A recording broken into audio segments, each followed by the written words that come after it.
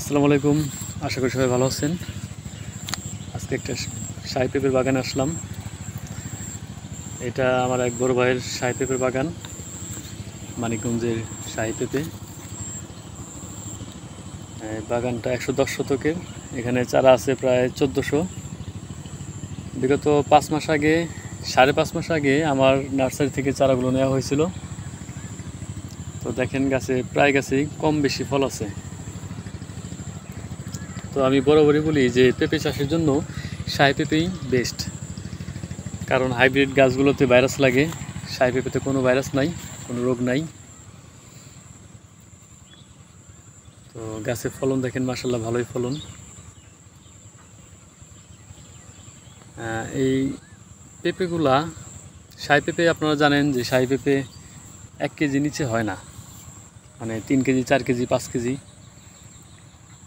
কিন্তু আমরা রেগুলার যেগুলা ফলন হারভেস্ট করি সেগুলা 1.5 কেজি 2 কেজি, মানে 1 কেজি নিচে হয় না। তো আজকে মে মাসের 7 তারিখ, ঢাকায় এই নতুন কাঁচা পেঁপের বাজার আছে 65 থেকে 70 টাকা। যেটা শুনলাম যে 65 থেকে 70 টাকা শুধু কাঁচা পেঁপের বাজার। এই জন্য আগাম চাষ করতে হবে। তো দেখেন এখানে 1400 গাছ আছে। 1400 গাছে মোটামুটি 1 মাস পর, 1 মাস লাগবে না সম্ভবত, 1 মাস, হ্যাঁ গাছে খাবার দিলে 1 মাস লাগবে না, ধরলাম 1 মাস পর যদি বাজার থাকে 40 টাকা, তো প্রথম হারভেস্টে যদি প্রতি গাছে গড়ে 5 কেজি করে তোলা যায় প্রথম হারভেস্ট, যেমন কোনো গাছে 10 কেজি উঠবে প্রথম হারভেস্টে, কোনো গাছে 5 কেজি, কোনো গাছে 10 কেজি, কোনো গাছে 20 কেজি উঠতে পারে। তো সেক্ষেত্রে 1400 গাছে যদি 40 টাকা না, যদি 35 টাকা করে ধরি, সেক্ষেত্রে আপনার প্রায় 2.5 লক্ষের মতো একটা অ্যামাউন্ট আসে। আর যদি 40 টাকা, সেক্ষেত্রে প্রায় 3 লক্ষের কাছাকাছি। এটা হলো প্রথম হারভেস্টে।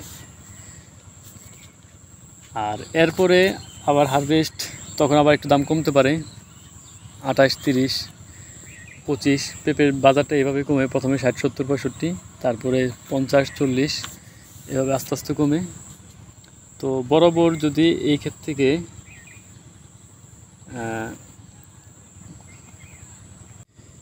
যদি এই ক্ষেত থেকে 4-5টা তোলা দেওয়া যায়, সেক্ষেত্রে বুঝেন প্রথম হারভেস্টে কিন্তু যদি 2.5 লক্ষ টাকার মতো বিক্রি হয়, সেক্ষেত্রে প্রথমেই কিন্তু খরচটা উঠে আসে।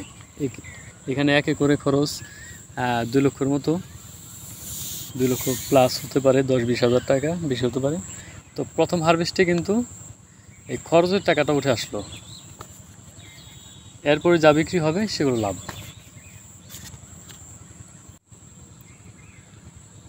তো কোনো গাছে রোগবালাই নাই। আর গাছগুলো সাথী ফসল হিসেবে টমেটো দেওয়া হয়েছিল, এই জন্য গাছগুলো একটু দেরিতে ফল দিছে।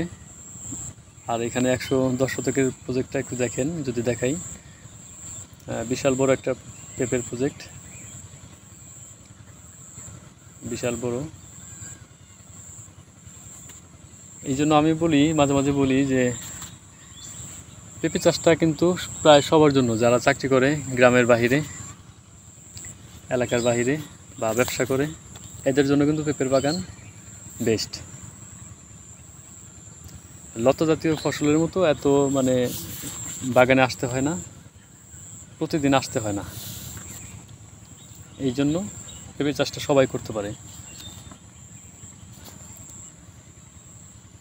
পেঁপে ভালো ফলনের জন্য অবশ্যই আপনাকে খাবার দিতে হবে, প্রতি 20 থেকে 25 দিন পর পর খাবার দিতে হবে। এতে দ্রুত পেঁপেগুলো বড় হবে, এবং কি পানি সেচ দিতে হবে, যদি বৃষ্টি না আসে পানি দিতে হবে, পিজিআর স্প্রে করতে হবে গাছে যদি আপনার ফুল ফল ঝরে। সেক্ষেত্রে দেখেন বাগানের গাছগুলো কত সুন্দর, প্রায় গাছে কম বেশি ফল আছে।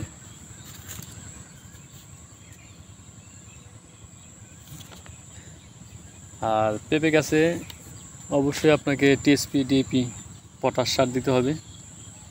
এই গাছে কিছুদিন আগে সার দেওয়া হয়েছে, 4-5 দিন আগে। এখানে দেওয়া হয়েছে আপনার টিএসপি, ডিএপি, পটাশ মিক্স করে, এবং বোরন দেওয়া হয়েছে। ফলগুলো যেন বাঁকা না হয়, সোজা হয়, সুন্দর হয়, চকচকে হয়। এর 2 দিন পরে দেওয়া হয়েছে জিঙ্ক, যেটা সিনজেন্টার গ্রোজিন, অটোরো আছে, বিভিন্ন কোম্পানির আছে। হাতে না গেলে আপনি যেটা ভালো পাবেন সেটাই নেবেন। তো এগুলো দিলে কি গাছের ফলগুলো তাড়াতাড়ি বড় হবে, তাড়াতাড়ি বাজারজাত করতে পারবেন। আগাম সবজি বাজারে তোলা মানেই এটা অন্যরকম একটা অনুভূতি। এই জন্য আমি বলি সবাই আগাম পেঁপে চাষ করবেন। তো আজকের মতো এই পর্যন্ত। সবাই ভালো থাকবেন, আর আমার চ্যানেলটাকে সাবস্ক্রাইব করবেন, লাইক দিবেন, কমেন্ট করতে পারেন। তো ভালো থাকবেন সবাই। আসসালামু আলাইকুম।